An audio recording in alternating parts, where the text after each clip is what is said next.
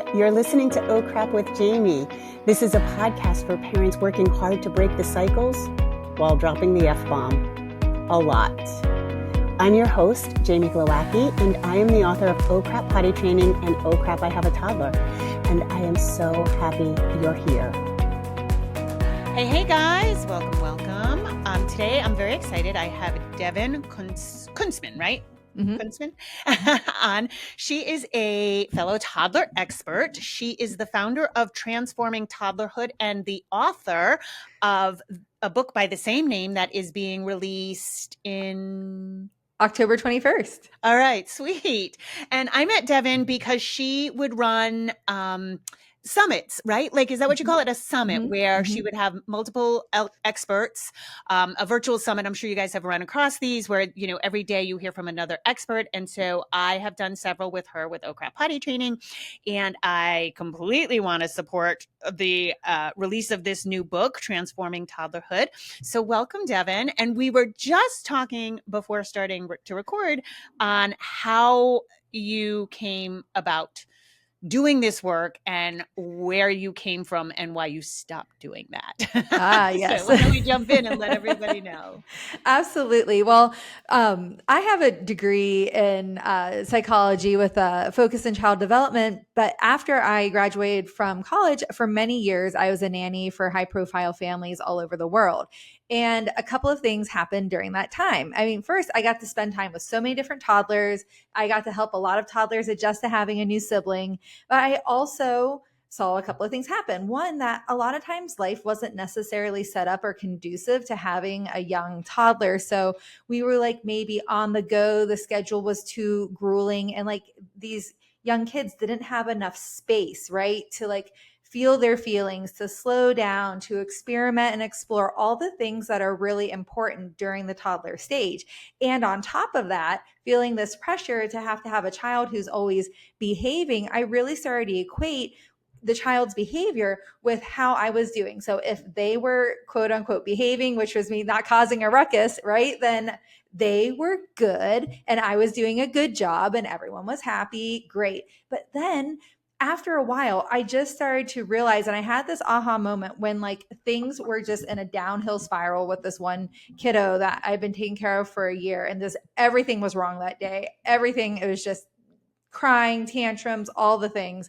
And here I just like had my own like crying tantrum on the floor. I was like, oh my gosh, we are both just human beings. And this little one is just struggling. Like he is not a bad kid and I am not a bad nanny or a bad caregiver.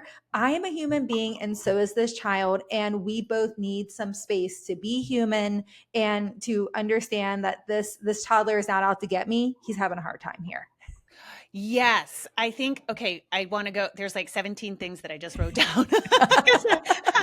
So number one, the idea that you're both human. And one of the things that I have been really trying to press on people, particularly on social media, is how new to the freaking planet our toddlers are. And like, we can't even count the first year. The first year is like the fourth trimester, right? They're just infants. Right. And so like your kids got like 2 years under their belt, which is like 700 days, you guys. But I think what people miss is that's how much time you have being a mom, right? And being a parent, and that all of a sudden, of course, these are our kids like we wanted them, or, you know, in my case, I just got knocked up. I wanted him, of course, but it wasn't like years of planning. But I feel like so many parents are kind of missing that particular thing that you're new at it too. But I want to really circle back because, Devon, as I said before we started to record, this is something that is eating away at me so much recently that I literally last week I woke up and I was feeling like I was sinking into a depression because it feels like an avalanche of parents not setting up a life that includes the growth necessary for a child, particularly in the 0 to 6 years, where they are so needy physically and we are so exhausted physically. But what I'm finding over and over again is, you know, two parents working high-powered jobs, coming home at 5:30, 6 o'clock, the child's been in daycare, which of course, if that's your life, that's your life, but then expecting really good behavior from the child because you have limited time. So I don't want to deal with, I only get an hour and a half or 2 hours with my kid. I don't want to deal with a tantrum. I don't want to deal with picky eating. I don't want to deal, and I can't deal with holding a boundary because I have such limited time. So how societally, or I don't know, I just wanted to state that and see if you have thoughts or ideas. Yeah, Like well, you had said that about being a nanny too. yes. Well, absolutely. And it's honestly one of the main reasons I started Transforming Toddlerhood, because what I was noticing, because I was with this child all day, their parent would come home around like 6 p.m. or so and had, been gone all day. And this child was just falling to pieces during bath time or during dinner. And, these parents were like, tired as well and just wanted to have these beautiful moments with their child, but at the same time their child was just saving up all of the feelings of the whole day and just wanting to reunite. And I just saw this like miscommunication happening between the parent and the child like this. And that's when I was like, oh my gosh, we are completely misunderstanding what toddlers are trying to communicate with their behavior. This is not a sign that you should go back to work, that your child's bad, that you shouldn't have come home. This is a sign that your toddler just wants to connect with you, needs your connection to like soothe. It's like connections like the balm that soothes the emotions and everything, and just needs that time. And that is like, was one of my bigger aha moments. I was like, that's why we have to start transforming toddlerhood. We have to dispel the myth that toddlerhood is terrible and really understand how to decode what behavior is trying to tell us and use parenting practices that work with that development, not against it. Yeah, I like the word decode because I always say translate, right? Like we have to translate. All behavior is communication. I'm really high on Dr. John Deloney right now, and he always says, behavior is a language. And I like that. And so, before we dive even a little farther into this, because I'd love to hear what, I give a lot of practical tips, but I'd love to hear yours as well, you said something else in the beginning that I thought was so important, that even you as a nanny, of course, your job is tied to their behavior, right? And I feel like that's such a common trap for parents, that their kids' behavior is tied to their worth as a parent, which then in turn makes us skew boundaries, right? Because when somebody's observing our parenting, or when we're parenting in an embarrassing moment, right? What do? We just want the child to be quiet so that it's reflected good on us. Because if our kid is having a tantrum, well, you must be awful. And of course, the world is so fucking judgy for moms, and they're, and everybody's got a phone in their hand ready to document and make you go viral for being terrible, right? So, I mean, that's a real threat. Yeah, we're like under a microscope, it's so challenging. So it's either like you want your child to just like be quiet, or you feel like you need to teach them a lesson. And honestly, it really resonated with me when you said that you've been feeling like really heavy and kind of sad about this, because I actually had this conversation with my husband last night. So he took our 3-year-old son out of the bathtub, and he was really tired, didn't nap, and then like looked like he was going to give my husband a kiss and then spit in his face. And this is a moment where my husband could have reacted the way that his parents had reacted to him as a child. He grew up in France. He was spanked as a kid. He was yelled at a lot of threatenings of like being hit with a belt, things like this. Yep. And he could have done those things. My son, like he ran off to like his little play couch area. And I looked at my husband. He looked back at me. He walked over calmly to him, sat down and said, "Hey," and then started talking to him about it and said, "It's not okay to spit at Papa. I don't like that." And then my son was saying, I'm sleeping, I'm resting. Because you could tell he felt embarrassed, right? And he didn't want to talk about it. But my husband just kept calm and talking to him about it a little bit. And then he said, "I won't do it again, Papa." And my husband looked at me and he's like, oh my gosh. He's like, this child felt like sad and embarrassed and remorseful for spitting in my face. And I just went over and approached him in a very calm way to chat about it and set a limit. And I said, think about all the kids that are spanked or put in timeout or something for that same exact behavior, like how they must feel on the inside whenever this happens. And if you're doing this as a parent, you're not a bad parent. But what I'm saying is that our children are just at this age have so little life experience, so little impulse control and brain maturation. They don't need us to yell at them to teach them a lesson or get the point across. Yeah. And I feel like I want to dissect this particular thing with your husband, because I feel like in this one example, there's a really good opportunity here to address a few things. Because what I find is with too many people they're not processing, they're pureeing. But your average 2 or 3-year-old doesn't even need processing. They need they need that the feeling to be identified for them. And I also, what I'm running into right now is the same thing. Like on my client load and people on Instagram, they've fallen into this, like with limited time with their child, I've got to like they know that permissive parenting's not working. Then they're not going to spanking. They're not going to corporal punishment, but they're definitely going to they're losing the connection in I've got to be a parent now. So that was wrong. I need a logical consequence. There is no logical consequence because the kid just spit in my face. What am I going to do? Spit in their face? You know what I mean? Like there's nothing really to do. So they're getting stymied. And in that process, they're losing the connection. And so we know, I mean, we should know, everybody listening to this podcast knows connection before correction. But maybe we can dive into that a little bit, that what you feel too about connection, because how you said it's a balm for the soul, literally it made my heart warm when you said that. And I'm having a hard time myself articulating, because a lot of my clients that I'm working with are like, but I did connect with him. I spent 10 minutes with him. A big complaint is I'm doing exactly what they want to do. I'm spending the time with them. And I'm like, yeah, but like if you're doing it like that, like as a checklist, it's not actual connection. Like connection should feel good to both of you, not like you're there just pouring into your child's empty cup, but that your empty cup from a day of corporate bullshit, now you're here with your heart that's walking outside your body, like that, it should feel good to you too, right?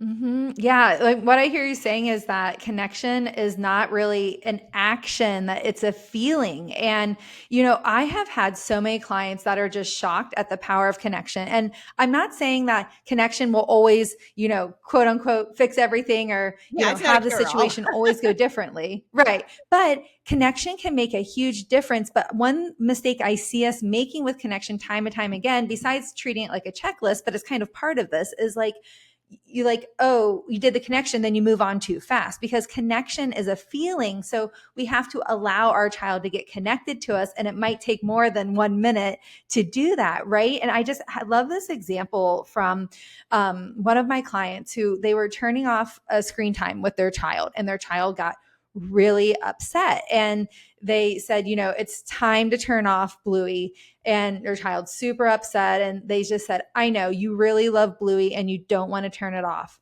And then they did nothing. They just stayed there for what felt like a long time, but it was about 2 minutes or so. And their little one said, yeah. And then so they went, I know you really just don't like turning it off. You'd want to watch it all day. And he's like, yeah, I do. And then he just sat there for another second and then handed over the tablet, and it was over.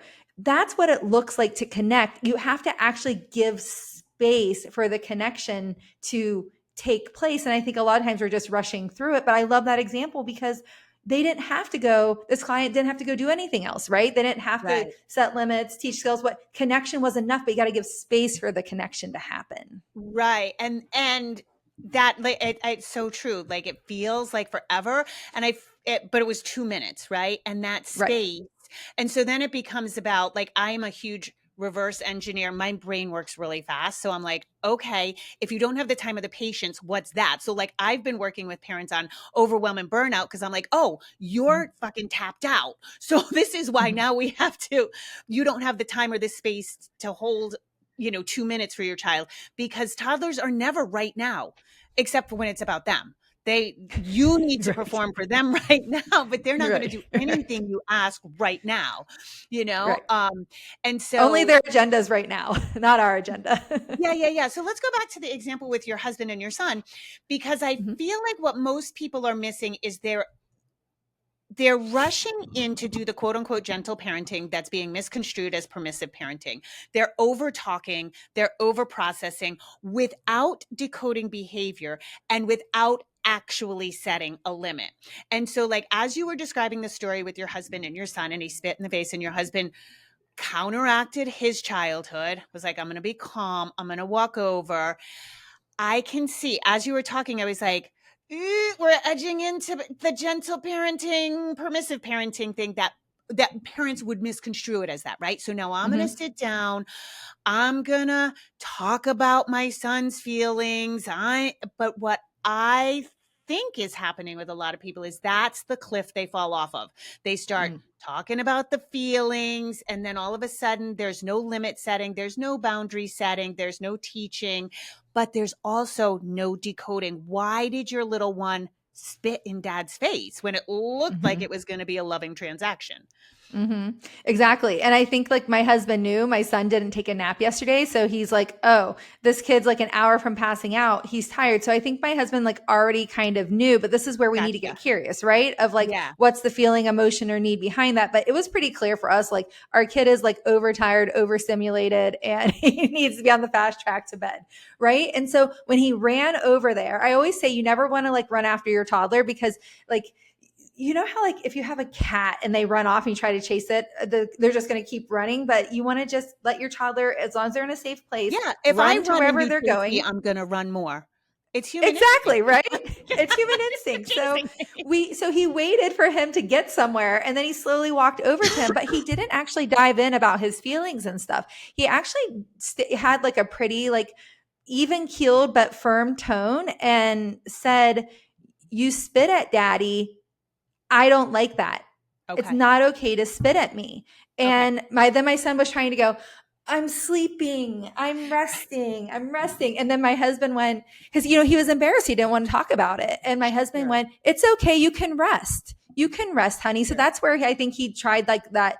So first of all, he did the physical connection at first because he sat down with him on the couch. Connection isn't always like verbal. It's like physical, right? He sat down beside him. He wasn't threatening. He was on his level. Then when my son was like trying to avoid talking about it, he validated him. He said, you can rest. It's okay to rest. And we're not going to spit at daddy. It's not okay. I don't like it. It's not something that it's okay to do. And he said, and then my son just kind of like was rolling around and he said, I won't do it next time, Papa. And then he like sat up and looked at my husband. My husband gave him a hug, and then like we moved on. We didn't spend a lot of time. This was like, less than a 2-minute situation here.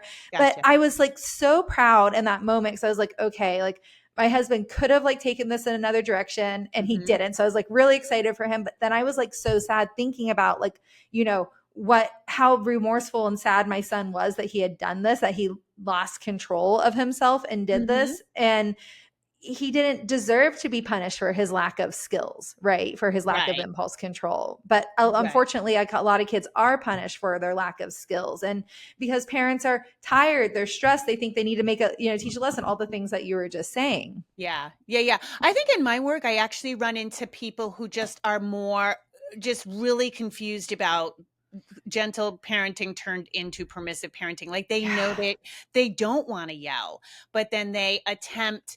I think the key in this particular example, sorry, we're like shredding it to pieces, but I think it's a really good one, is knowing. Your husband went in knowing two things.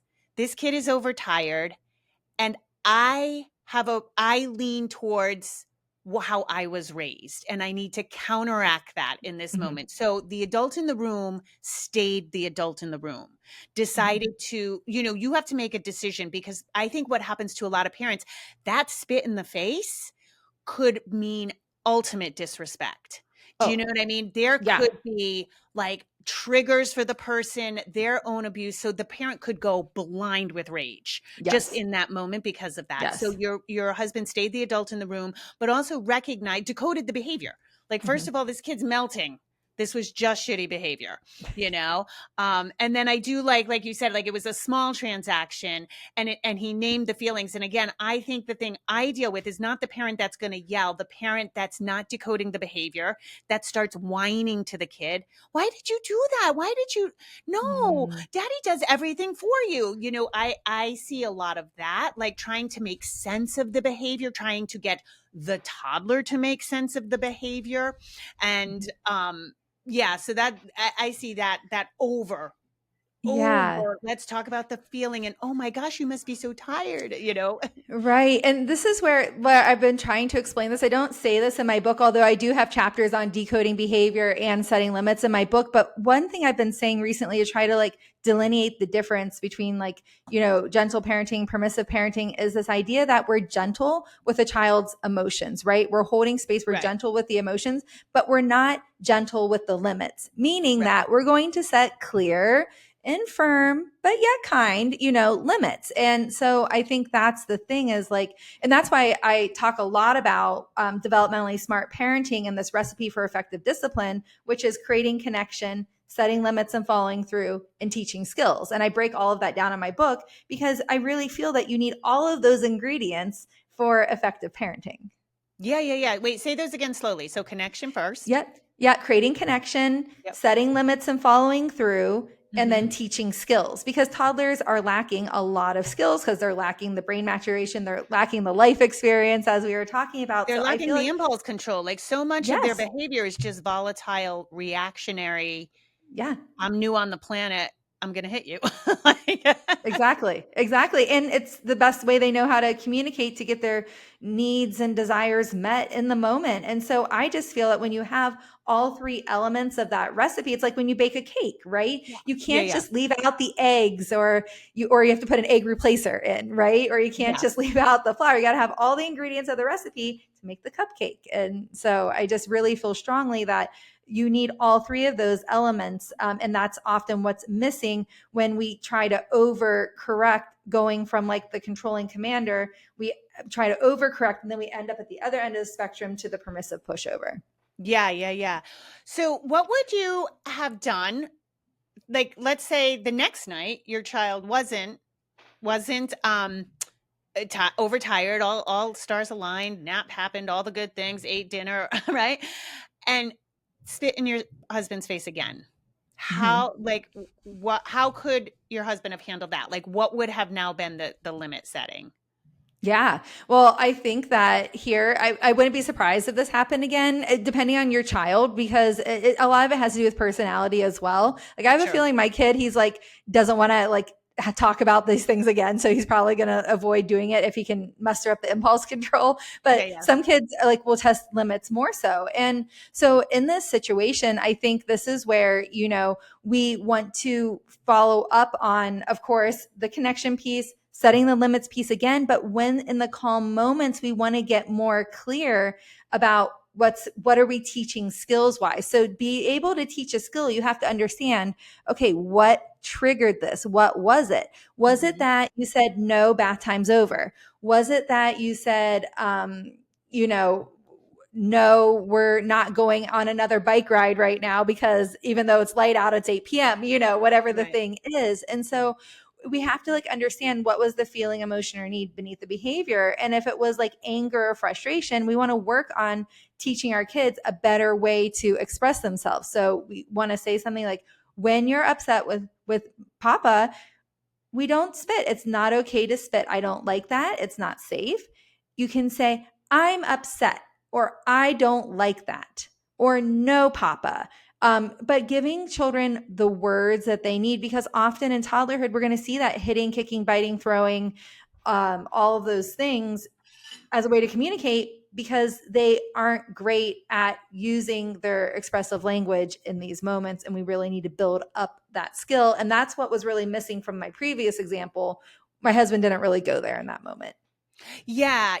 And I think that that's something a lot of parents forget is I always talk about acting out. Acting out is because they don't have the words. If they had the words, they could sit there and converse with you and say, well, I'm upset with you. And these are the things you did wrong. And these are the toddler injustices I've experienced today. But they don't. So they act out. And I feel like that gets swept under the rug. But sometimes I think we forget that I think parents are so busy and so wrapped up. And I don't mean this in a selfish way, because obviously we give a lot to our kids, but they're so in their head about their own parenting that they forget to say the obvious thing, like the very obvious. Devon, I use this example in potty training. Early on in my potty training career, a dad was really struggling with his son pooping. And, we were working through it, and the kid wasn't poop withholding. Anyway, I said, I think you have to have like a man-to-man talk with him, And so the father like gets down on his level and he's like, buddy, okay, when you go to sit to poop, and the kid stops him right there and he's like, you have to sit? Because he had been standing and pooping in a diaper. And like, then the dad was like, he didn't know he had to sit to poop. How is that even possible? And I was like, I don't know. But sometimes we have to say the really obvious thing, which is, if you're angry, you can tell me you're angry.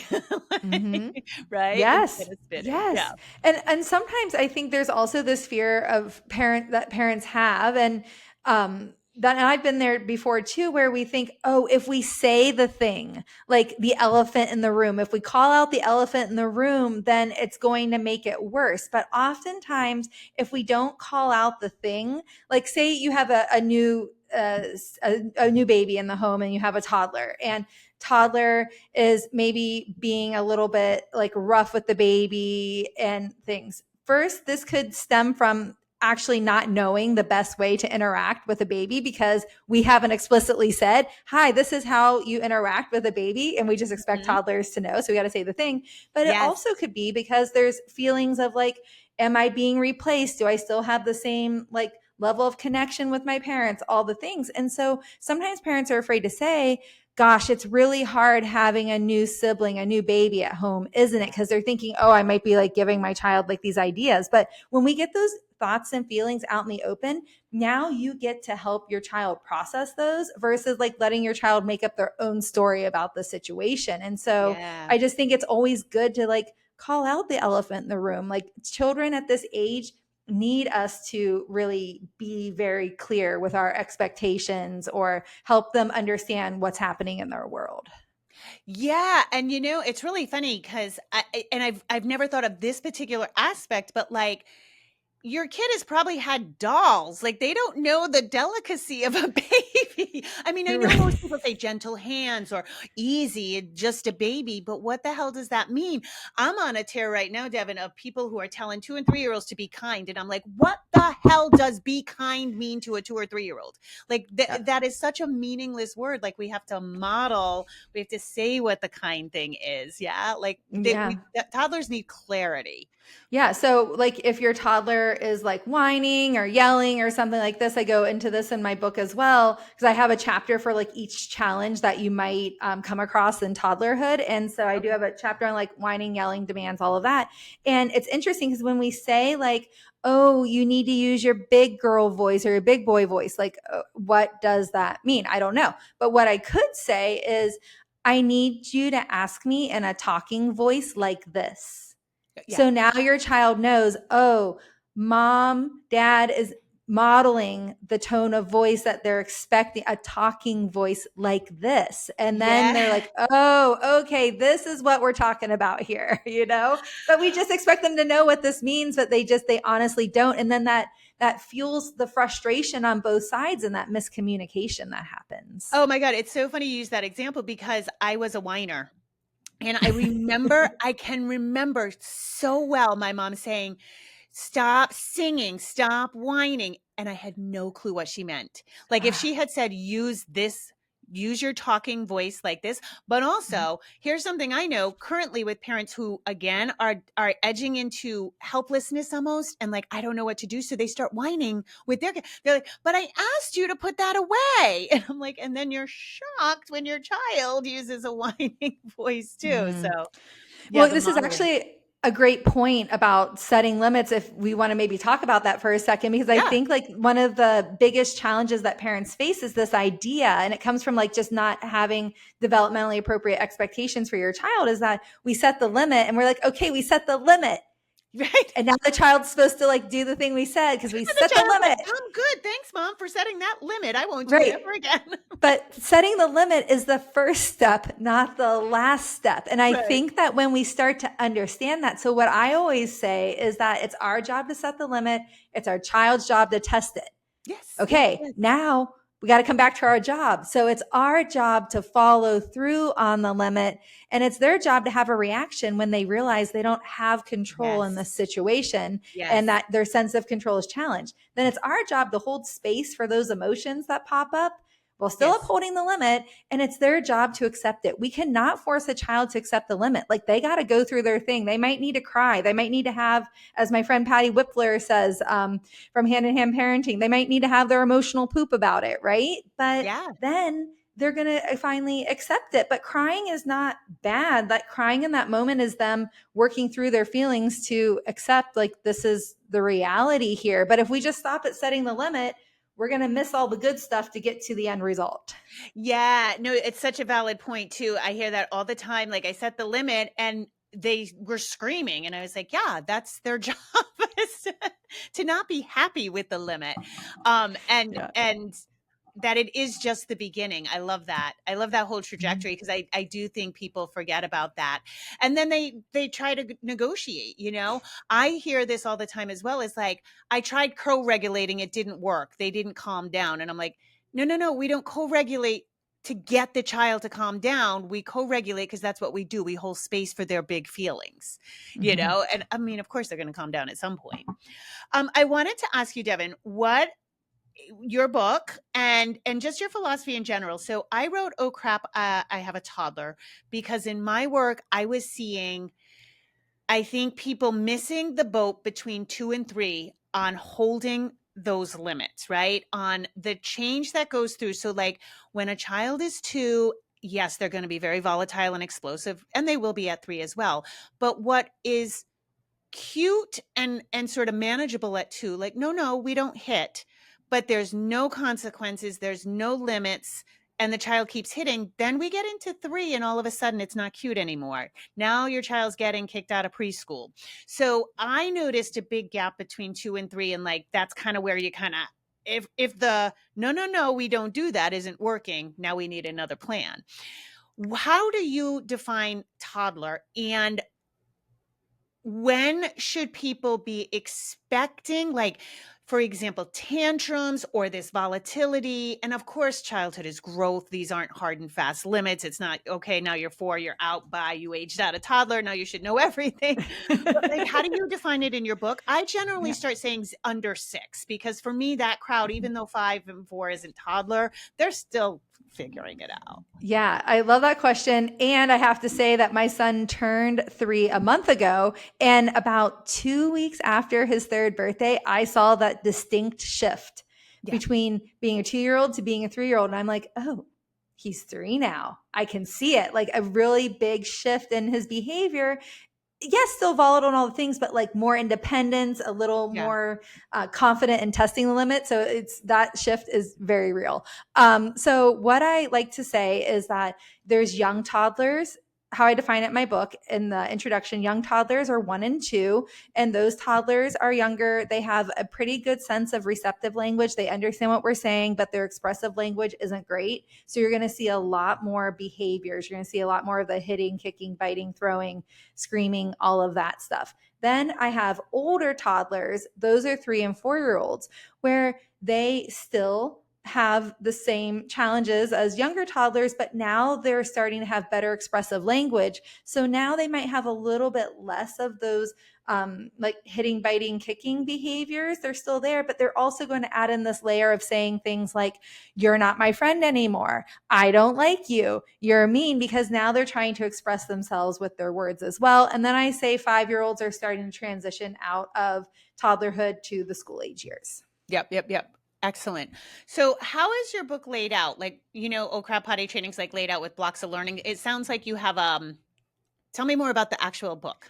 Yeah, absolutely. So there's 6 parts. The introduction, which helps you understand exactly what toddlerhood is, what defines it, and how do you know you're there. And then part 1 is all about the toddler parent. And I started with the toddler parent because, gosh, it's hard being a parent. So we talk about your role, triggers, how to be a safe parent, what to do when your parenting partner has different idea of parenting than you. So basically we go over all of those challenges that there are for with being a toddler parent, how You to, know that my book stay is calm. divided into parent and kid too. Or Oh, couple. yes. Yeah, That's I feel so, like you have to yeah. address the parent too, because so many Yes. parents forget that they're half the equation.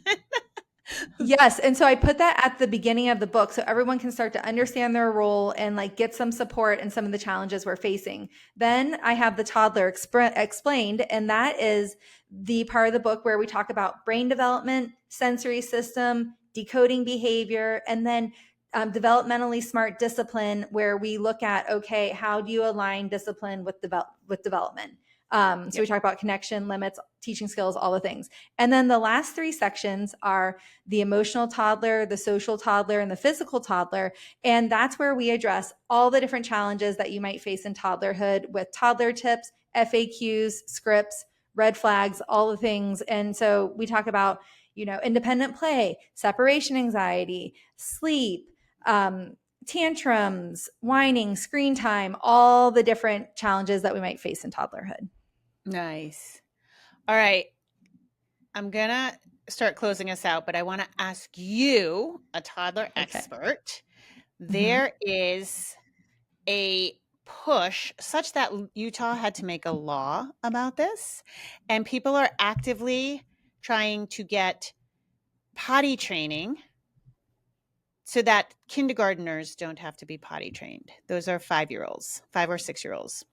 So do you have an opinion on what age range potty training should take place at, or when there becomes a point where it's not developmentally appropriate?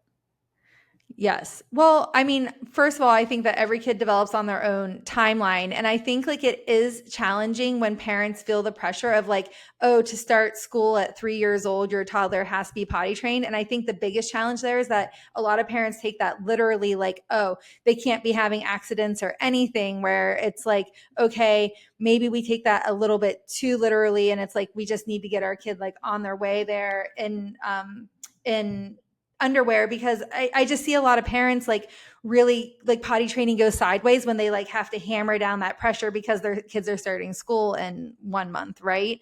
And stuff. But at the same time, I think that if you have a 4 or 5-year-old that isn't potty trained, it's really important to take a look at what's happening here.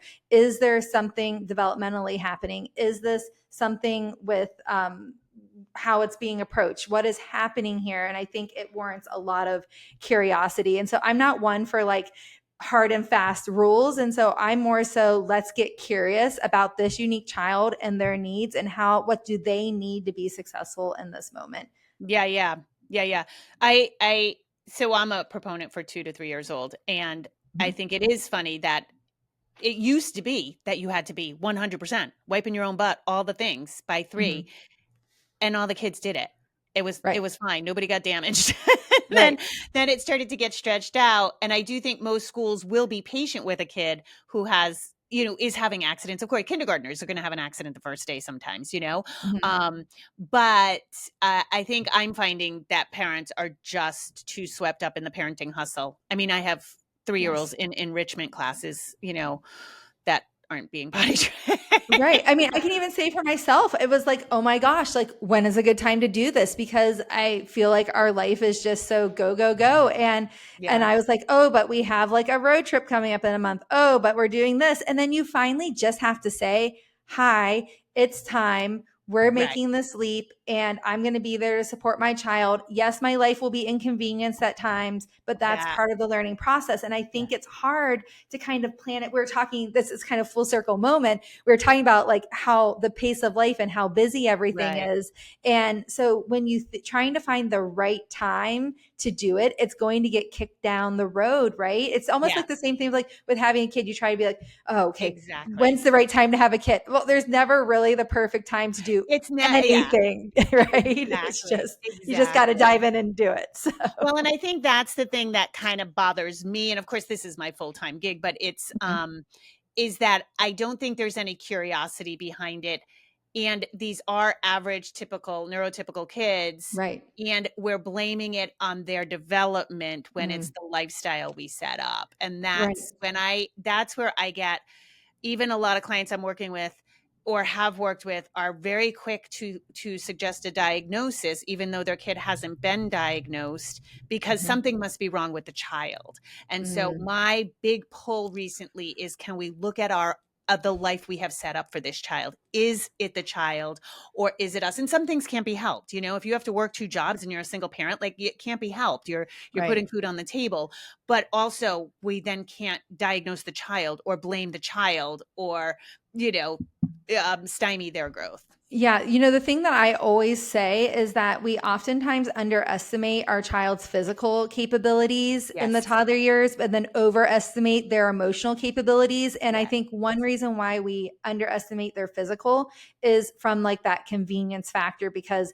everyone's feeling stressed, burnout, in a hurry, and it's just easier and faster if we do it ourselves or something like that. And so that's how the physical abilities get underestimated. And I think that rings true for potty training as well. Yeah.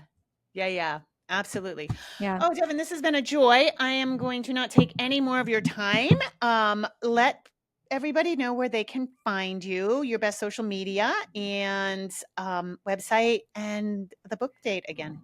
Absolutely. So you can find me at transformingtoddlerhood.com, Transforming Toddlerhood on Instagram, and to order my book, just transformingtoddlerhood.com/book. And if you order before October 21st, then there's lots of awesome bonuses that will help you implement everything you learn in the book. Sweet. Awesome. Thank you, Devon. Thank you so much. All right. Bye, you guys. Rock on.